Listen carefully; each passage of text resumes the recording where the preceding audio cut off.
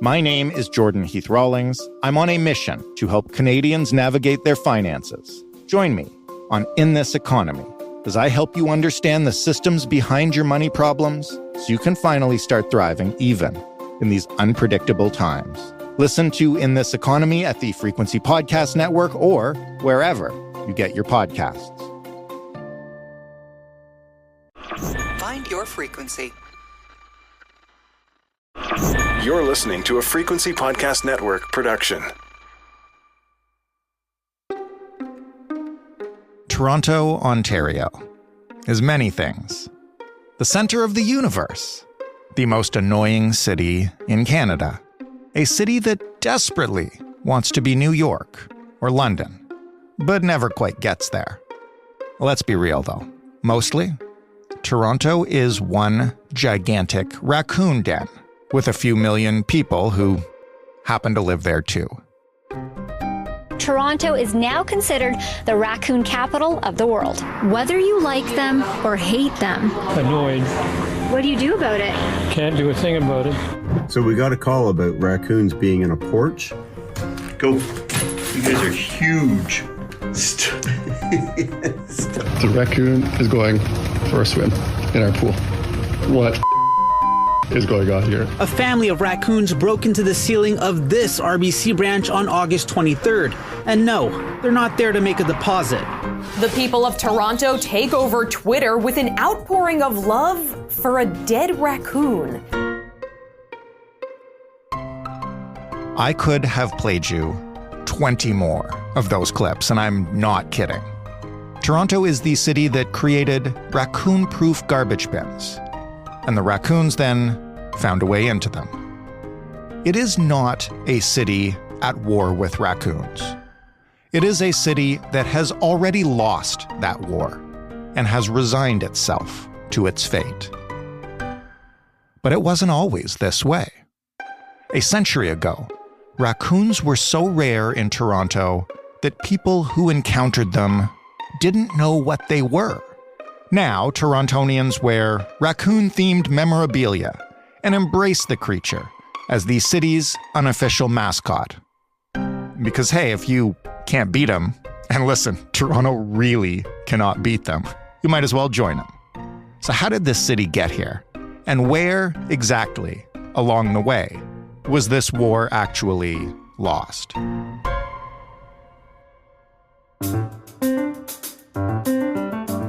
I'm Jordan Heath Rawlings. This is The Big Story.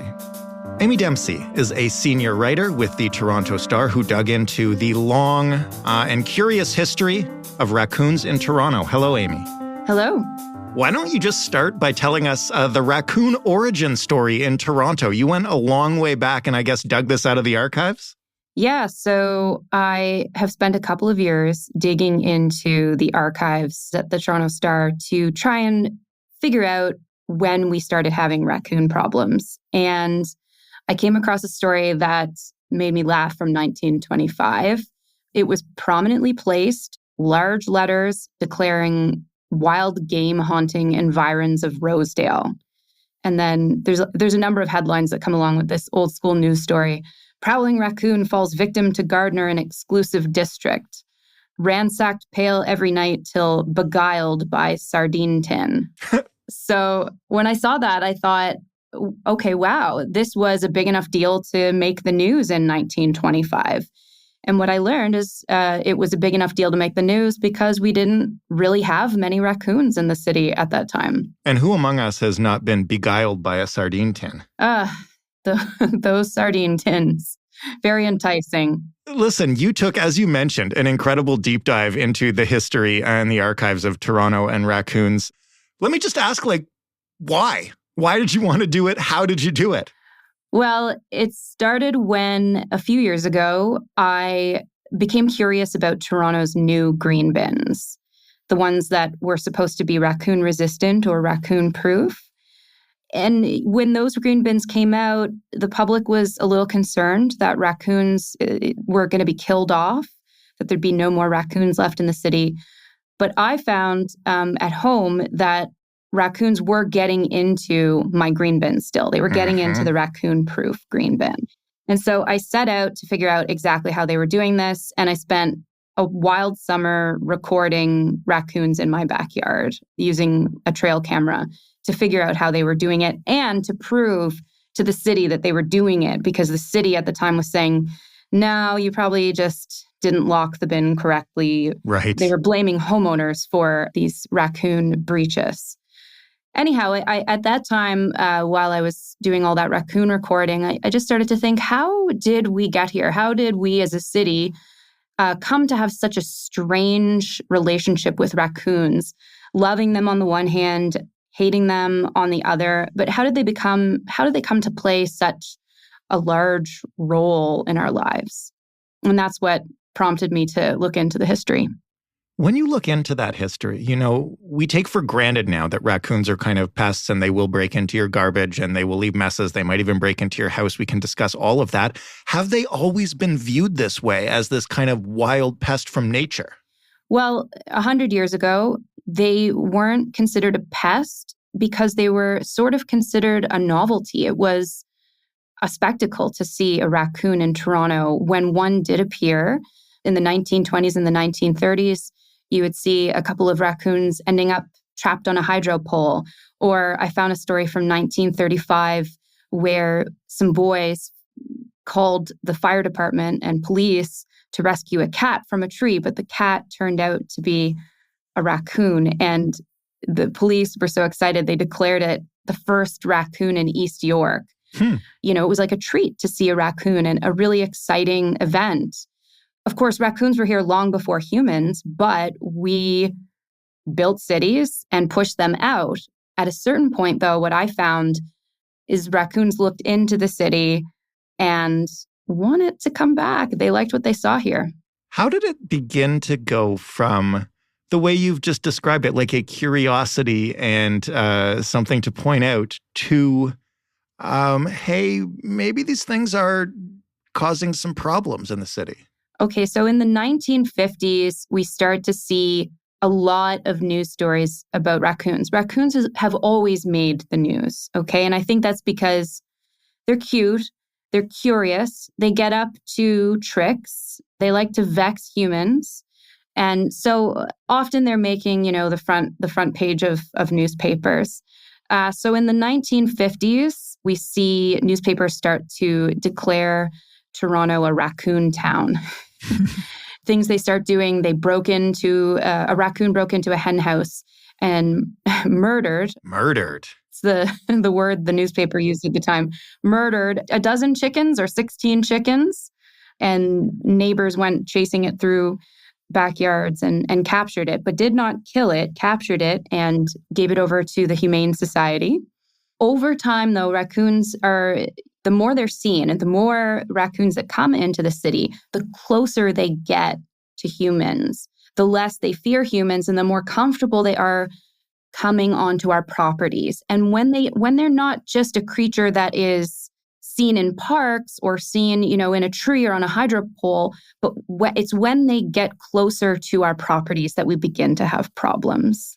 And this has kind of been referred to by yourself and many others as like a long-running war with the raccoons. And every notable war has famous skirmishes. So what happened at the Battle of the Row Houses? It seems like this was a turning point in Toronto's history with the raccoon. Yes. So in 1965, this ongoing incident in Little Italy on Clinton Street makes the news. There are 10 connected row houses on Clinton Street that share a 60-meter long attic.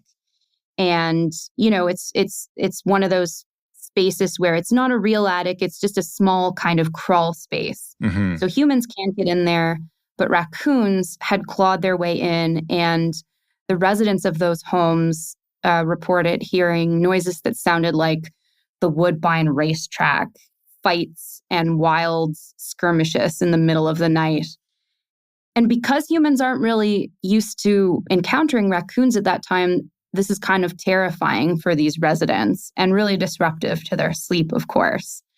And they're afraid that these raccoons are going to fall through the ceiling into their homes. Prior to this time in Toronto's history, when a raccoon is found anywhere, the Humane Society would come out, capture that raccoon, and take it away. And that is how you, as a homeowner, dealt with your raccoon problem. Now, of course, we don't have that today. Nobody's going to come and take away our raccoons unless we pay them. But at this time in history, we start to see a shift.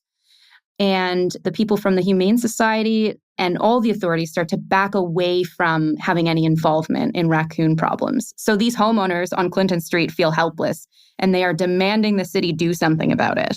How does the city respond? I mean, the row house is a great example, but it's clear that there are increasing incursions going on. That's right. So in this case, because of, I think, the public pressure, the news story, whereas at first the Humane Society and the city had said, there's nothing we can do. We can rent you traps for, $10 and you can try to get rid of them yourselves. But, that's it. That's all we can offer you.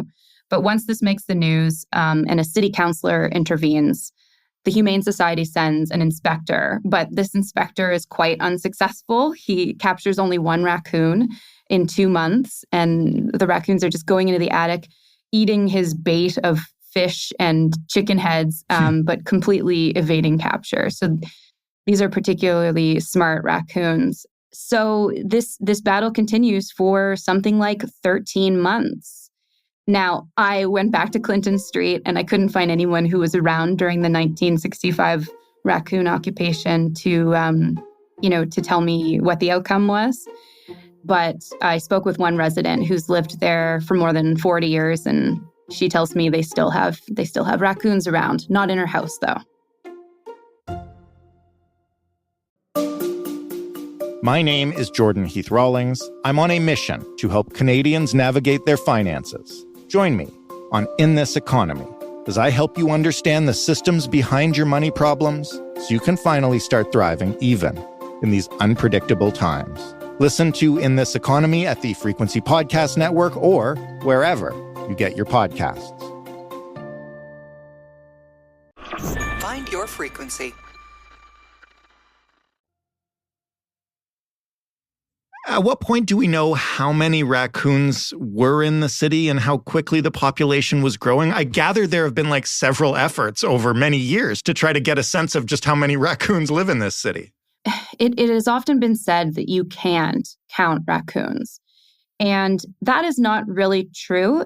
It just takes a lot of resources, a lot of human power, and a lot of money. And so we did count raccoons in the 1980s and 1990s. The Ministry of Natural Resources did that, but that was for a very specific reason. And it was because coming from the United States on its way to Canada was a huge raccoon rabies outbreak that was costing the US a ton of money, because rabies is fatal. If you get rabies and you don't get treated, you're going to die. And rabies treatment is really expensive. So the US was spending a ton of money on this. And Canada wanted to avoid a similar fate of having just a rampant rabies outbreak. Right. So we started a program to track the raccoon population and figure out how many raccoons there were, where they were living in the city and in the suburbs.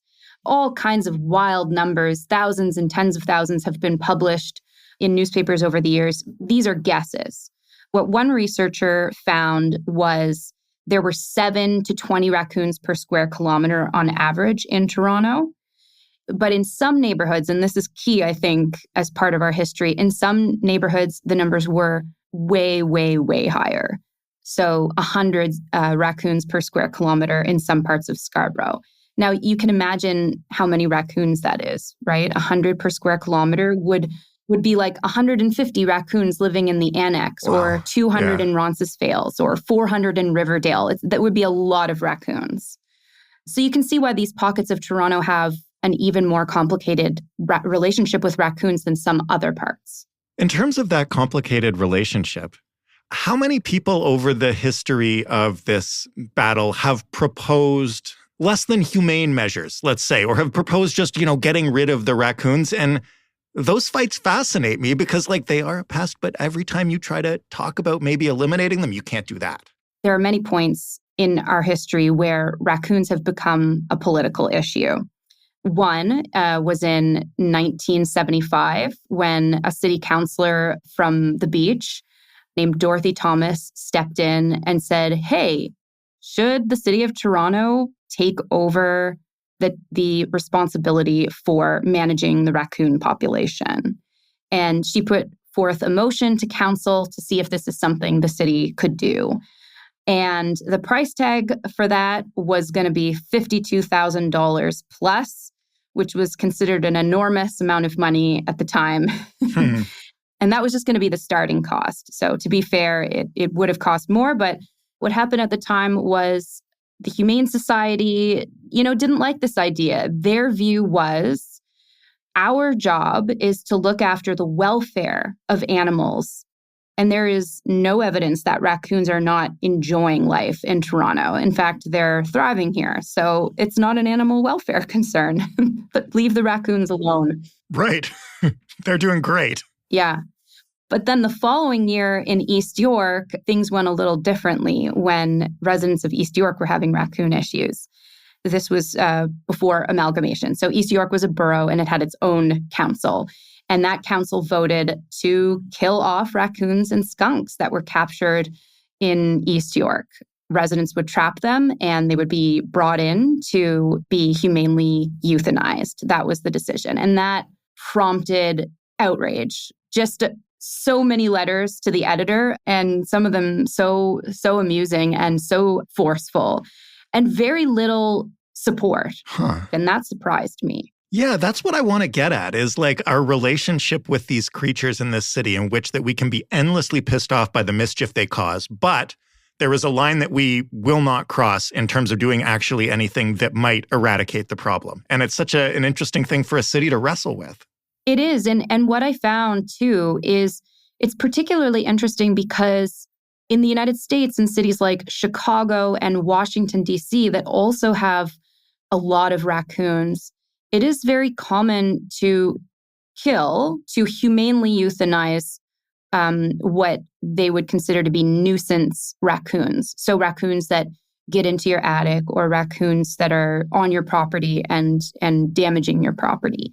In Toronto, that almost never happens anymore. We have animal removal experts here who will evict humanely raccoons from your home, get them out, but not take them away and not kill them.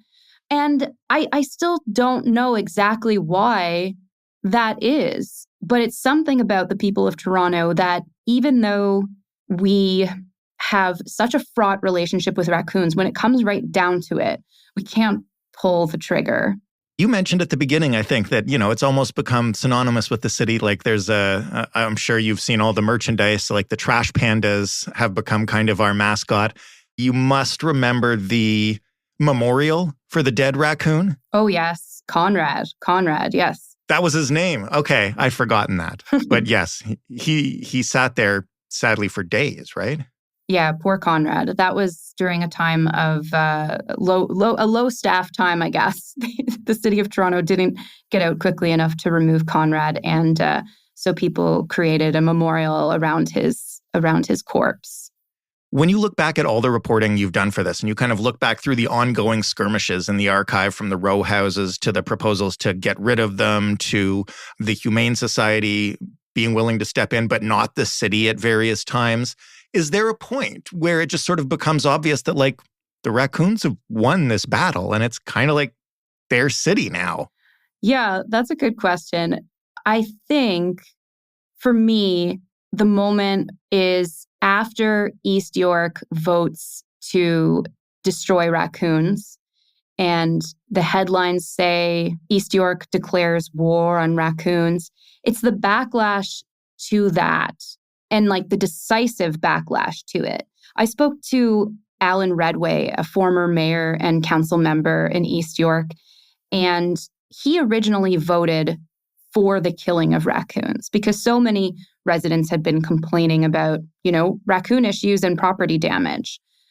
But when the result of this motion came out and the public reacted, he changed his mind, and he ran for mayor that year on a promise to keep the raccoons safe, to not kill them, because the deluge of complaints that he got, nearly everybody, he said, was for saving the raccoons or preserving the raccoons. People just didn't want to kill them. So I think that's a huge turning point. And another one might be the raccoon-proof green bins, or supposedly raccoon-proof green bins. Right. For me, that was a moment where I kind of said to myself, you know what? I guess if you're going to live in the city of Toronto, you are going to have to find a way to be at peace with the fact that you're going to have raccoon issues at your home. The last question I want to ask is a practical one after all of this. Where does the city stand on raccoons now? What kind of resources are available for somebody who's listening to this and is like, you know what, this isn't funny. I have raccoons in my attic right now, or they live in a tree outside and they howl all night. Like, where have we landed with what someone right now in Toronto should do if they have a raccoon problem? Well, that's a very interesting question, because the answer will disappoint people. And it is that it's on you, buddy. Sorry to say. The city considers it a homeowner or property owner issue. It's up to us to deal with on our own. They provide some resources in terms of advice, like, for example, not leaving food out, not leaving things on your property that would draw raccoons to your property, like fruit-bearing trees or garbage or refuse. But you know what? In Toronto, in a city like Toronto, you cannot control what your neighbors do. We kept all that kind of stuff off our property, but the neighbors who lived behind us let the raccoons live in their little garden box in the backyard and fed them. So we had raccoons, defecating on our tree for years. Oh, man. So in my personal view, after all this research I've done, I feel that the city should do more, and there should be a resource for people who have issues that they can't solve on their own when it becomes a neighbor issue. We need a Trash Panda hotline. Yeah, I do. Like 311, except just for raccoons. Well, New York City has a rat czar. Right. And I kind of think that Toronto needs a raccoon czar. I would run for that position, Amy. Me too. Thank you so much for this. As always, it's a pleasure. Thank you. Amy Dempsey, raccoon expert, senior writer at the Toronto Star. That was the big story. For more, including previous conversations with Amy, one of which featured, yes, a raccoon, you can head to thebigstorypodcast.ca. You can find us anytime on Twitter at TheBigStoryFPN. If you're listening until the end of the show, that means you like this show. It means you may probably know about my new show made by the TBS team called In This Economy. It is a show that's like a version of The Big Story, but for your wallet, to help you navigate these, oh yes, unprecedented times. Anyway, if you like The Big Story, I promise you will like In This Economy. You can get it wherever you get your podcasts. If you have a money problem you'd like to share with us or with In This Economy, you can write to us via email, hello@thebigstorypodcast.ca, and you can call us and leave a message, 416-935-5935. Both The Big Story and In This Economy are available wherever you get your podcasts. Give them a listen, give them a subscribe or a follow or a rating or a review or whatever your podcast app suggests you might want to do. Joseph Fish is the lead producer of The Big Story. Robin Simon is also a producer. Sound design this week was handled by Ryan Clark, Christian Proholm, and Robin Edgar. Mary Jubrin is our digital editor. Stephanie Phillips is our showrunner. Diana Kay is our manager of business development. And I am your host and executive producer, Jordan Heath Rawlings. Thank you so much for listening. Have a wonderful weekend. We'll talk on Monday.